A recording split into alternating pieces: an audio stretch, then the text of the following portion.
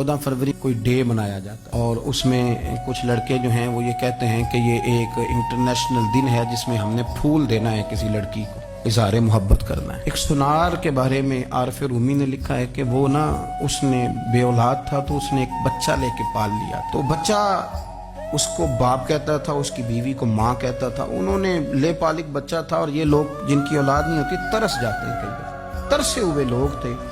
बच्चे को ले लिया, पाला, वो बच्चे ने भी हद कर दी फर्मा बरदारी। अब वो जवान हो गया और बड़ा खूबसूरत जवान हुआ। वो सुनार कहता है कि सारी जिंदगी मैंने सफाई में नेकी में गुजार दी। एक दिन दुकान के पे एक औरत आई तो वो कहने लगी ये चूड़ियां मुझे खुद से आप पहना दें।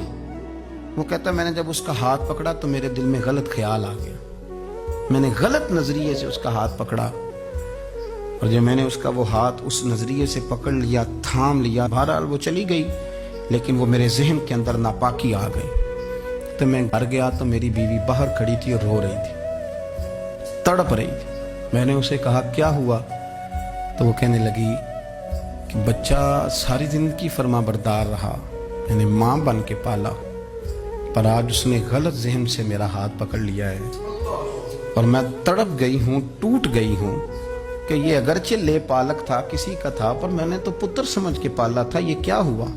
वो कहता मेरी चीख निकल गई तो मैंने उसे कहा कि ये उसकी गलती नहीं, ये मेरी गलती है। मैंने बाहर आज नजर गंदी की है तो रब ने मुझे सजा दी, ये मुझे सजा मिली है।